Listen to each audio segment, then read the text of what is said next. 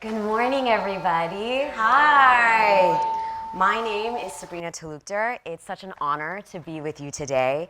And I've been personally reflecting on what the last 24 hours here at this conference has meant to me, because I feel so light and full of joy. And I realize it's because I'm in a room full of my big sisters.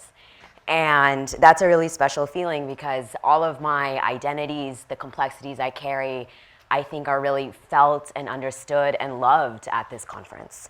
And I'd like to continue the beautiful intention setting that we began the conference with. And this conversation that I'm going to have with the incredible Representative Nabeela Syed is all about being the first and the next.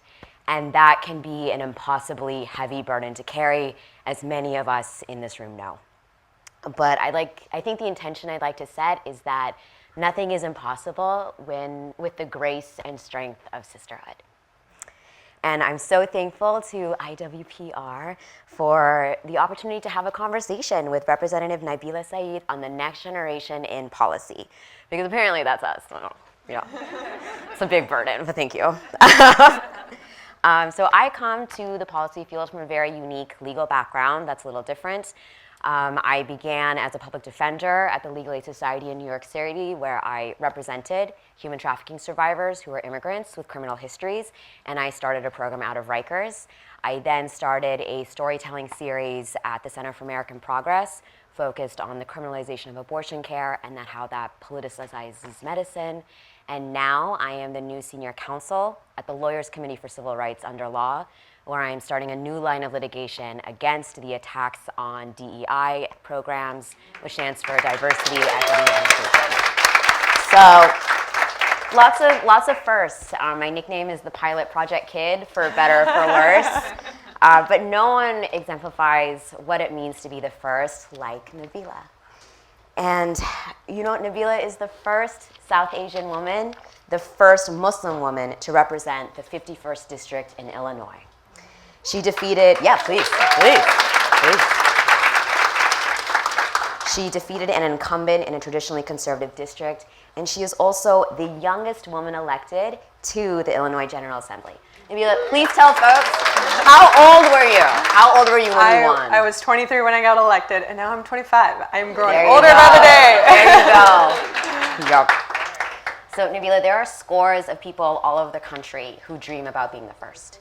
And it is really hard and daunting to be the first, especially in a room or spaces where people don't look like you. What advice do you have for the next generation of firsts? So I think there's sometimes a desire to be the first, but then there's also, more important than the desire, there's a need, right? There is a need to, when we have Illinois, the state that has the highest per capita population of Muslims, not a single Muslim representative, there's a need to have a Muslim having a seat at the table. A lot of South Asians in Illinois, and there's a need that South Asian women are represented in the state legislature. So I think what I would even advise to this and I grew up in this generation. Like I mentioned, I'm 25, I'm part of Gen Z, if the younger part of Gen Z will count me. But I always think about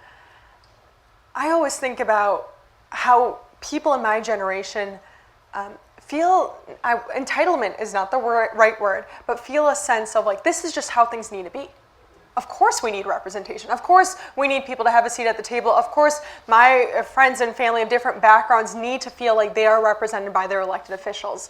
So my biggest ask of the next generation of leaders is to take up that space intentionally and know that this is the way that things should be. Not just because they've been run a certain way in the past, but because they should be like this. We should have a seat at the table. We should have representation. And as exciting as it is to be the first, you should take those steps in mind knowing that you won't be the last, and that you will bring people along on that journey so that we could have the second and the third and the fourth and hopefully the 100th and beyond. Why is it important for young people, particularly people of different backgrounds, women of color, to run for office, even when it's in a competitive district, when it's a traditionally conservative district, and it seems a little scary? Yeah, so this is a question I love to answer, because one time I was in Springfield, and my colleague came up to me and she was like, so what part of Chicago do you represent? And I was like, I don't represent a part of Chicago. I don't represent any portion of the city. I represent a district that's 40, 50 minutes northwest of here. It is in the suburbs of Chicago.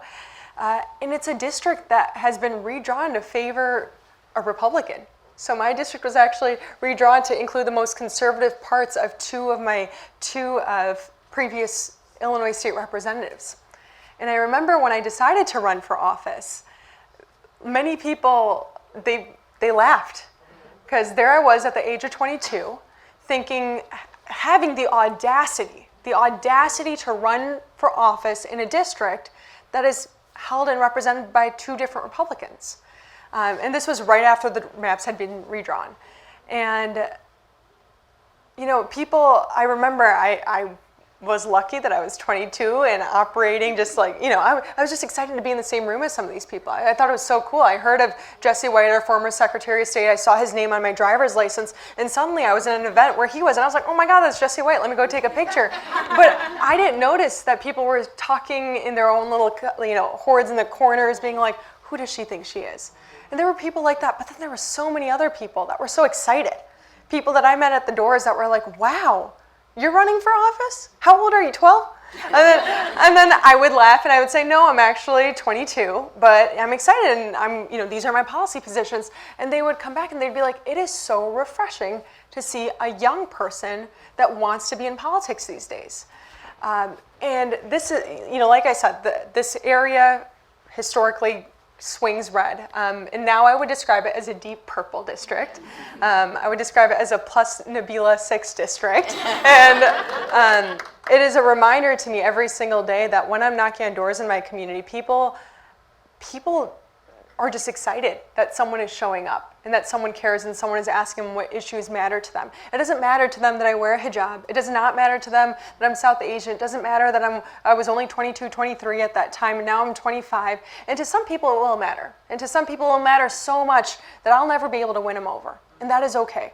That is okay. But what it speaks to me is when a majority of this district that is not majority South Asian, is not majority Muslim, is predominantly white, 80% white, I don't necessarily look like my neighbor, but my neighbor still feels that I could represent them. And that to me is a lesson for not just individuals that are thinking about running for office in difficult districts, but for everyone who is looking at someone and being like, can they actually be an elected official? Can they represent my needs? And then to stop and think, what are you basing your thought process off of? Is it because of their credentials, or are you thinking that because of their identity, they might not be able to win? But young women, women of color, women of different backgrounds are electable, and we are electable even in some of the most difficult districts across the country.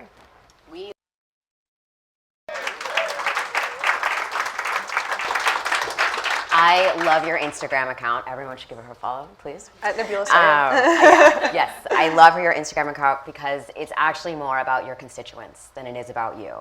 I can tell that you've talked about going door to door, that I've seen you in your account, like how you go to other people, how you go to your neighbors, and you talk about the conversations that you have with folks.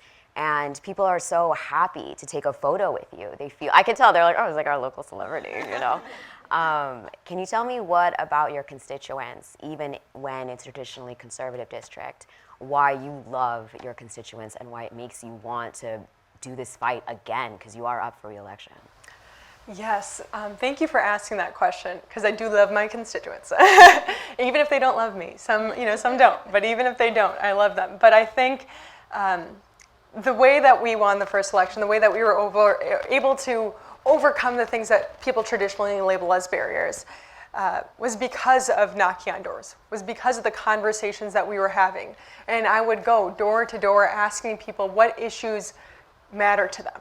And I think especially at a time where politics feels so incredibly divided, where it feels like people are not listening to each other, when I would approach someone who maybe is not on the same side of the political aisle as I am and ask them, what issues are concerning you? What is top of mind for you? They would say, they would let me know what's going on. Some people might not have the time, but some people would. And I recently had someone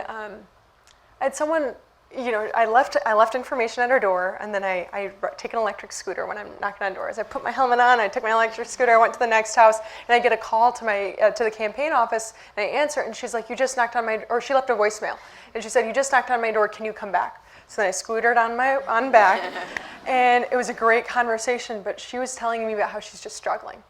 She's struggling to make ends meet. She feels like she's doing everything. She feels like she's given her kids, the life that she would like for them to have, but now she just feels like she still can't breathe because of this and that and property taxes and cost of groceries. And I thought in that moment, how profound is it, right?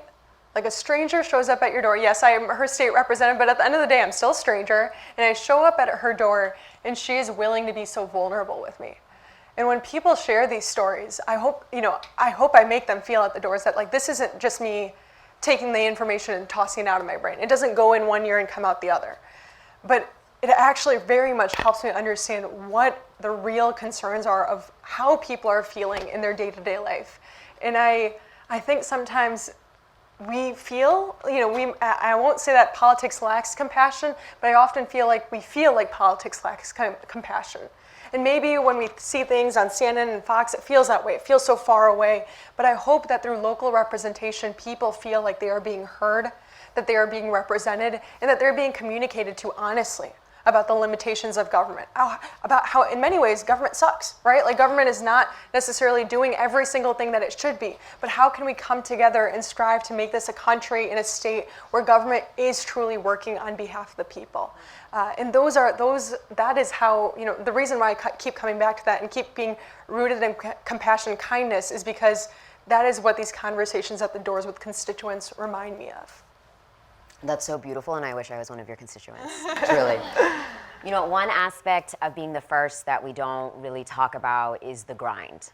I have always felt that I have to prove that I belong, and the best way to do that is through the success of the projects I'm working on.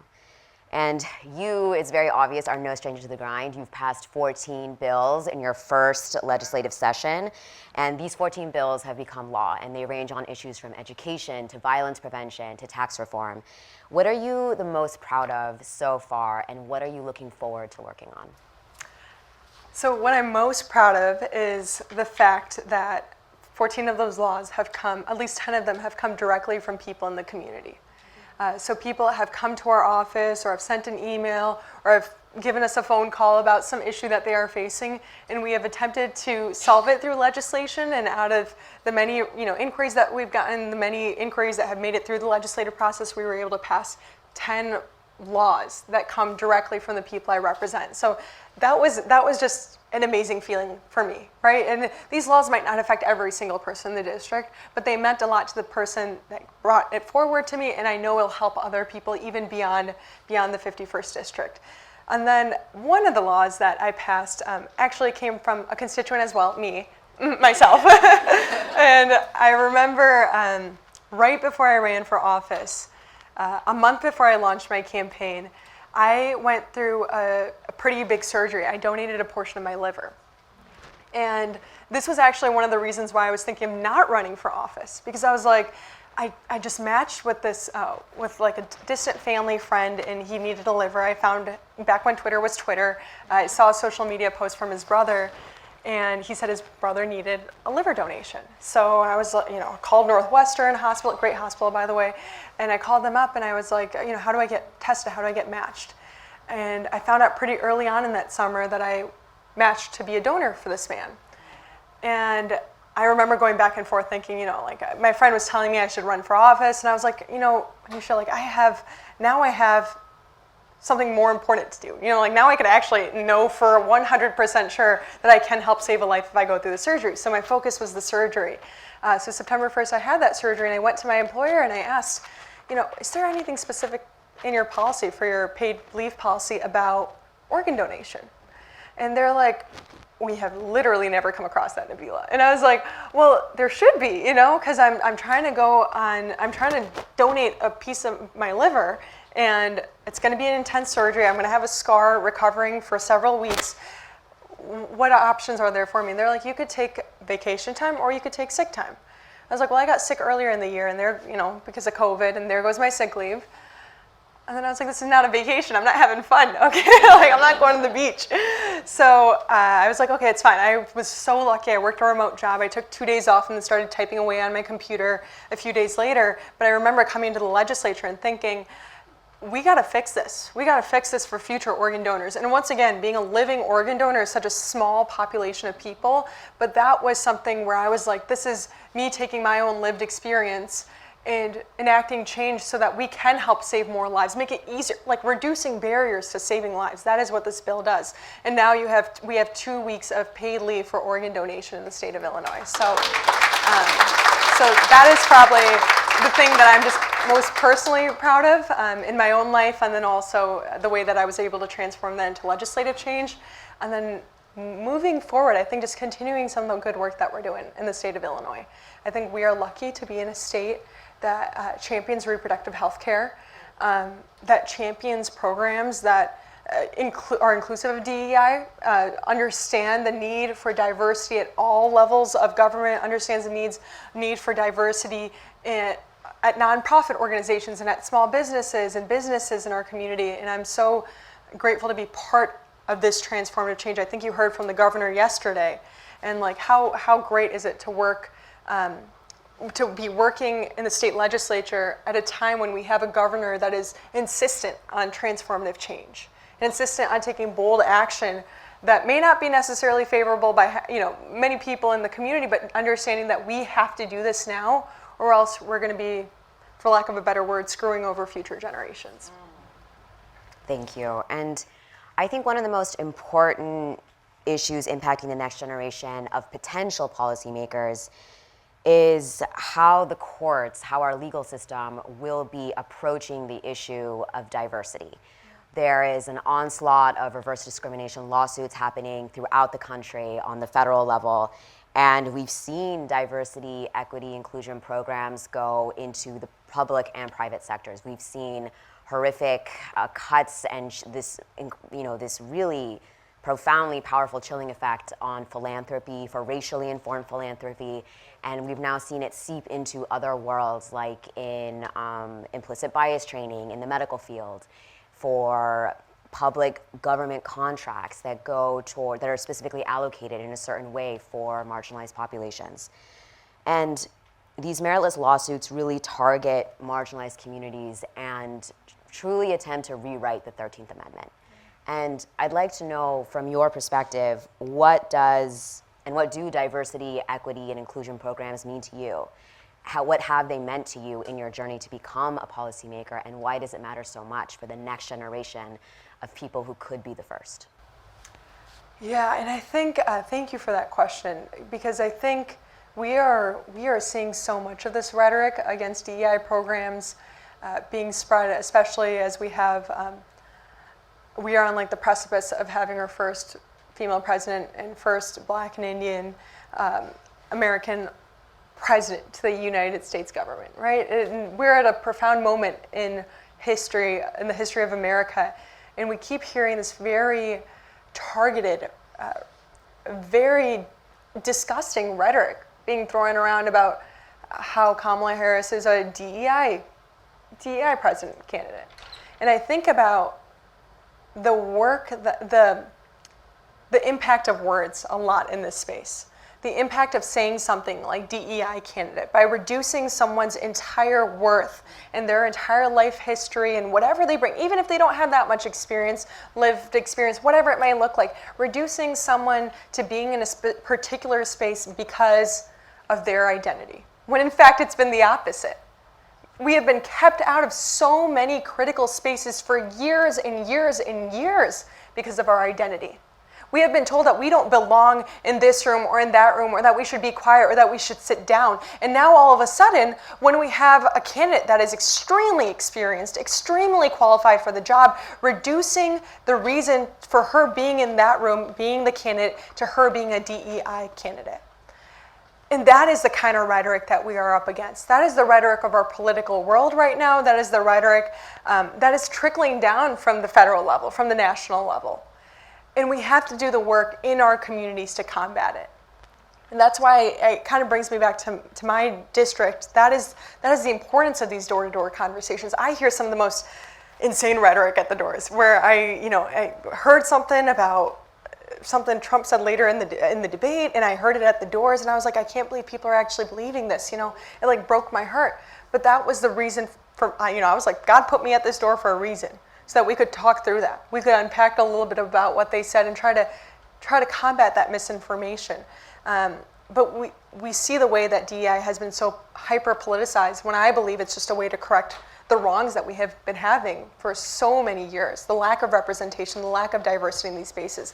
But Sabrina, I would love to hear from you in your work, because I think you approach it from maybe not a hyper politicized lens as I do. And in the legal framework, how have you been seeing some of these things unfolding? I think, there are so many ways to talk about this, and what made me want to do this line of litigation is really how the 13th Amendment people are attempting to rewrite the 13th Amendment as something that is colorblind, as something that prevents discrimination for all, when it is so blatantly obvious that the 13th Amendment is written to prevent slavery, for chattel slavery in particular. And to me, when I think about diversity, equity, inclusions that we need today, it's not just about righting the wrongs, it is acknowledging that the legacy of slavery, that the legacy of profound systemic harm is alive and well today, that we live still in a caste-based society, that we live with certain populations for reasons that are not in control, are destined for a life so profoundly different than the security that I have had, for no other reason that they were born in a certain house and I was not born in that house. And to think that people can use the legal system with such audacity to do that, and to have Supreme Court justices say that the Constitution is colorblind, that the 13th Amendment is colorblind. The Section 1981 written to ensure that communities of color and Black people in particular can enter contracts at the height of the Black codes. To say that that is colorblind is not just disturbing, it's to me violent. And for me, that is what is at stake. As you were saying, words have profound impact. And words, not just in media, but in institutions that have been designed and usurped to keep certain people down, is just not what America means to me. And that's why I think this work is so important. It's not just a DEI program. It's not just, it's dismissed so readily what a DEI program is, without the greater context of, we're not doing this to right a wrong, you're doing this because of how this country was formed and how the legacy of slavery continues. And I want to say that to more judges across the country. Yeah. But this conversation is so important to me for many reasons. And if you'd give me a little grace, I'd like to be a little selfish to talk about this, but this is the first time that I have shared the stage with a Muslim woman. And it was really profound to be like, oh, this has never happened to me before. I have never been in spaces that have allowed for this to happen, particularly as a lawyer. And it's hard to put into words how much Islam has shaped my perspective to advocacy, particularly for the work I did in Rikers. And I'd love for you to share, if you feel comfortable, how Islam has shaped your approach to your professional life. Thank you. And an honor to be a first in that aspect too, but not the last for sure. I would say, the lessons that I've learned from my faith that I've grown up with: compassion, kindness for your neighbors, generosity. Islam, there's one of our pillars is to give charity. So that's like inherent to our faith. We are actually mandated every year to give a certain portion of our wealth in charity. So I'll sit at the end of the year figuring out what my total income was, how much I might have in gold, all these things, and then putting some of that towards charity. So I think those are some inherent values that I've learned about my faith that I keep with me on a day-to-day basis. But then another aspect that I do bring, being visibly religious women is the need for the separation of church and state. And I'm grateful to be in a position where, as a visibly religious person, I could say, I'm not anti-religion. I'm not against you practicing your faith, but I am against me imposing my faith on you, and I'm opposed to you imposing your faith on me. And it is so critical that we have leaders in the government that are not leveraging and weaponizing religion to cause harm upon another community, but leveraging religion to say, okay, we have different faiths, we have different backgrounds, and that's the best part of this country. You have the freedom of religion, and you have the freedom from religion.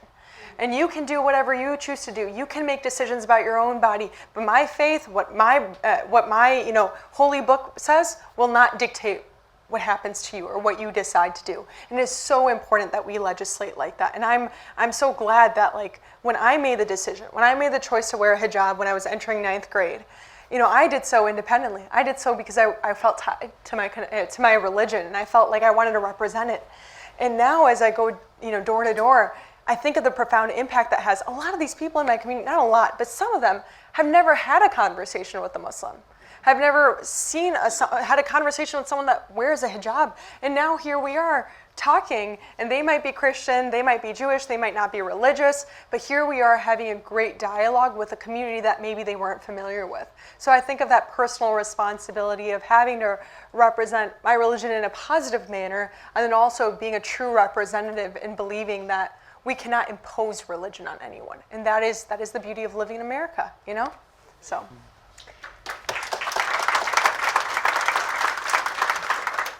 And one last question, which is again about sisterhood. How can we, as researchers, civil rights litigators, data-driven policy queens, how can we, your big sisters, ensure that more Nabeelas are in state legislatures across the country? And how can we help build a pipeline for young folks to be in office? Then keep saying yes, to opportunities that come your way, to people that might be seeking advice from you. There is so much importance in being realistic and pragmatic, but sometimes we have to reevaluate what is realistic and what is pragmatic. And to many people, a 22-year-old running for office did not seem realistic, and they truly, from the kindness of their heart, they were advising me against it so I wouldn't be dejected. But what I would say is maybe we should go back and take the stories that we've learned from yesterday and from today and think about how can we adjust our own worldview to think of what is possible and expand it so that we are able to be in a position where we can bring people along, where we can encourage them to say yes, even when it might be so difficult to say yes, so stressful to say yes, and keep at whatever, and I think the biggest thing is we really can't allow other people to tell us no. There's one part of you giving the advice and you encouraging people, but then you also protecting yourself and knowing what you are capable of and believing in yourself. Because I was lucky to have so much support from family and friends the first time I ran, but I will say if I didn't believe in myself, if I didn't pick myself up every single day and say, we can flip this district, we would not have been able to do it. So what I would say is, first and foremost, believe in yourself, and then believe in the women around you too. Thank you so much.